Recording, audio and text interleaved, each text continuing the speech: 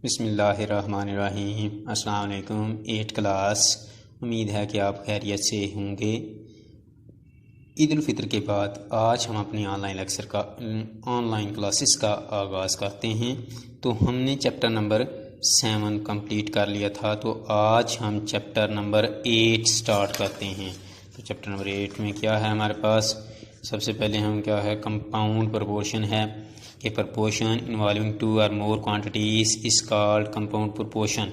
कि compound proportion क्या होता है? जिसके अंदर 2 या 2 से ज़्यादा क्वांटिटीज़ हूँ उसको हम क्या कहते हैं? कंपाउंड प्रोपोर्शन कहते हैं।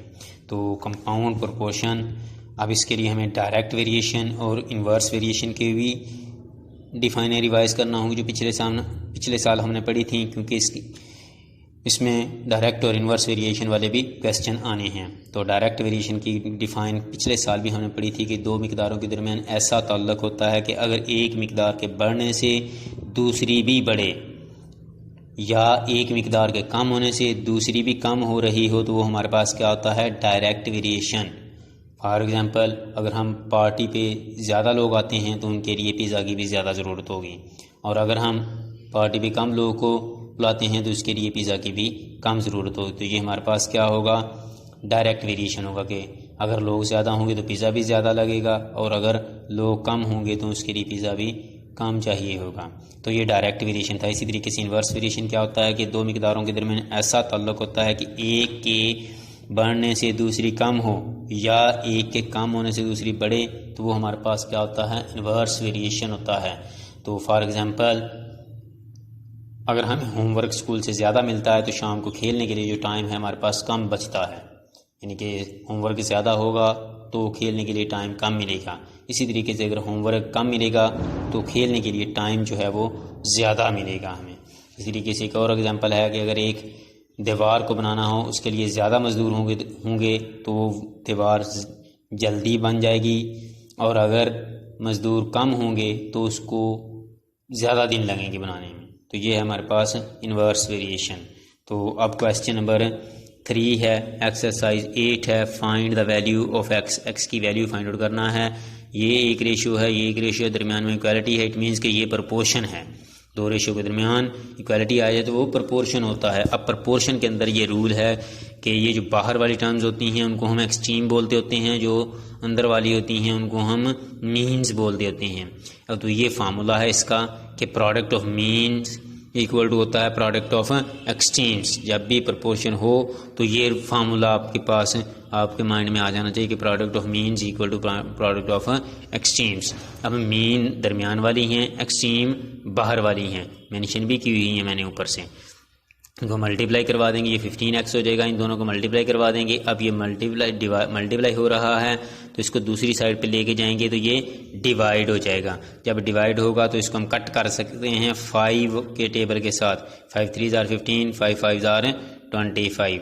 कट करना है तो सेम टेबल से ऊपर नीचे आपने कट करना है। फिर इस 3 को 3 1 ज़ार 3, 3 4 ज़ार 12 कर देंगे। बाकी जो बच गया उसको मल्टीप्लाई करवाएंगे तो एक्स की वैल्यू हमारे पास जो है वो 20 आ जाएगी। इसी तरीके से आपने अगला क्वेश्चन भी करना है। सेकंड पार्ट है इसका, x kg 27 kg 4 kg 9 kg। आप product of mean, product of extreme, kg आप स्किप भी कर सकते हैं, क्योंकि रेशियो प्रोपोर्शन में यूनिट जो होता है वो रेशियो की कोई इकाई नहीं होती। आप स्किप भी कर सकते हैं, ख़त्म कर सकते हैं kg को। तो ये 27 multiply 4 product of mean, product of extreme लगा के, और ये आपके पास क्या आ जाएगा? Product of extreme 9x। अब ये इधर मल्टीप्लाई हो रहा है, इधर आके डिवाइड हो जाएगा। जब डिवाइड होगा तो इसको कट करवा देंगे। 9 1 ज़ार 9, 9 7 3 ज़ार 27। अब इनको आपस में मल्टीप्लाई करवा देंगे तो आपके पास x की वैल्यू जो है वो 12 आ जाएगी। इसी तरीके से क्वेश्चन नंबर 4 है।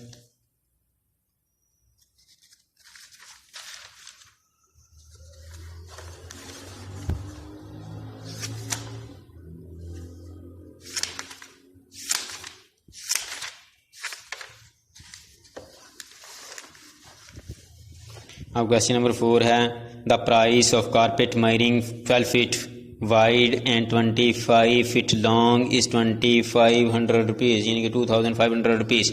कि एक कारपेट है जिसकी विड्थ जो है वो 12 मीटर है और लेंथ जो है वो 12 फीट है और लेंथ जो है वो 25 फीट है। उसकी प्राइस कितनी है? 2500।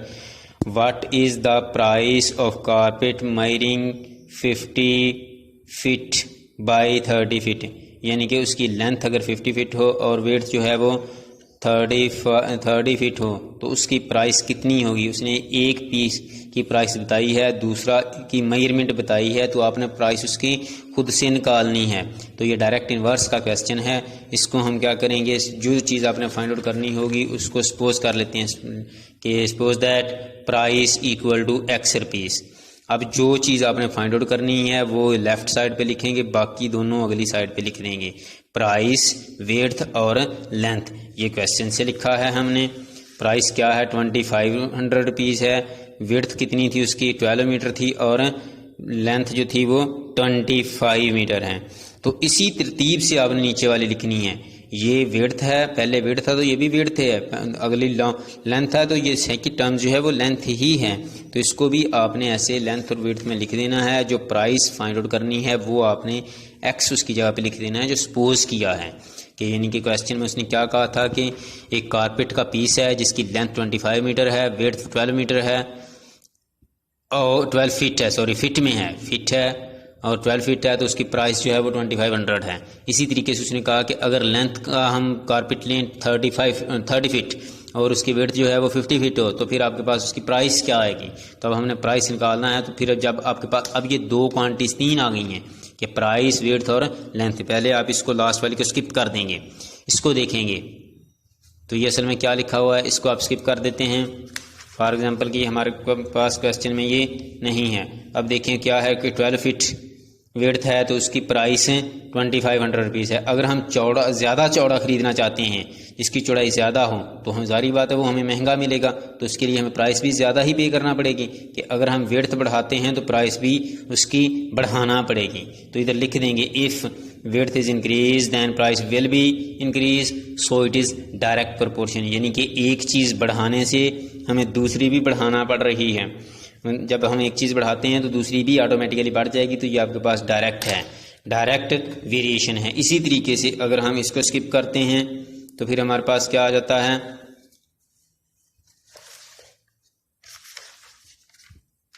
हम इसको स्किप करते हैं। अब इसको देखते हैं इन दोनों के दरमियान रिलेशन जो देखना है वो हमने जो चीज़ फाइंड आउट करनी है उसका दोनों के साथ बारी बारी देखना है।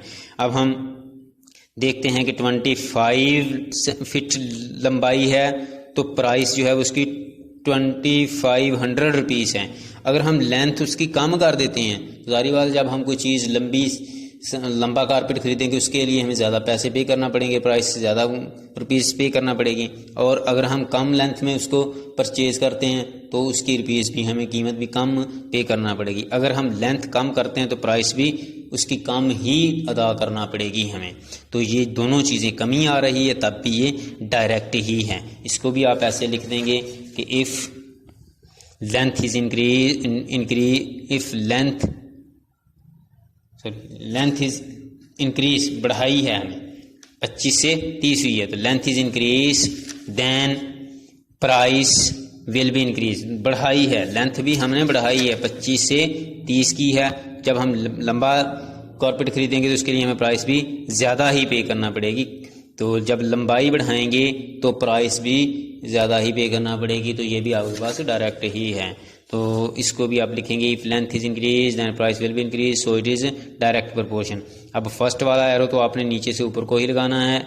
दूसरे वाले का जो रिलेशन निकला था, अगर डायरेक्ट है तो पहले एरो की तरह ही लगा देंगे, और अगर इन्वर्स होता तो इसको रेसिप्रोकल में लिखना था, उलट लगाना था। ये भी इसके साथ डायरेक्ट ही निकला रिलेशन, तो इसका एरो भी इसके एरो की तरह ही लगाएंगे, इसका एरो इस वाले एरो की तरह ही लगाएंगे क्योंकि ये डायरेक्ट है। तो अब आपके पास वैल्यू लिखेंगे initial term divided by final term. तो ये आपके पास इनिशियल वाली साइड ऊपर और हेड वाली साइड नीचे लिखेंगे, इक्वल लगा के इनिशियल वाली साइड ऊपर और हेड वाली नीचे, मल्टीप्लाई इनिशियल ऊपर और हेड वाली साइड नीचे लिखेंगे हम लोग। तो अब ये डिवाइड हो रहा था, उधर जाकर मल्टीप्लाई हो जाएगा। जब मल्टीप्लाई करवाएंगे तो इसका कट कर देंगे, 25 वन ज़ा 25, 25 वन ज़ा 25 और दो जो ज़ीरो बचे हैं वो वैसे के वैसे लिख देंगे। फिर हम इनको आपस में मल्टीप्लाई करवाएंगे और नीचे 12 भी लिख देंगे। अब ये 12 जो है ये 3 के साथ कट कर दिया, 3 4 ज़ा 12, 3 वन ज़ा 3, ज़ीरो बच गया वो इधर लिख देंगे। अब इनको आपस में मल्टीप्लाई करवाएंगे या कट कर सकते हैं, 4 वन ज़ा 4, 4 टू ज़ा 10, 4 टू ज़ा 8, 2 बचा 10 होने में 2 बच गया है वो इधर लिखेंगे तो 20 हो जाएगा। तो 4 का टेबल, 4 5 ज़ा 20। अब ये जो टर्म्स आई हैं इनको आपस में मल्टीप्लाई करवाएंगे तो हमारे पास 12,500 रुपीज़ जो है वो हमें उस कारपेट की प्राइस है अदा करना पड़ेगी। इसी तरीके से आज के लिए आपने बस यही काम करना है, बाकी क्वेश्चन हम नेक्स्ट टाइम करेंगे। अल्लाह हाफिज़।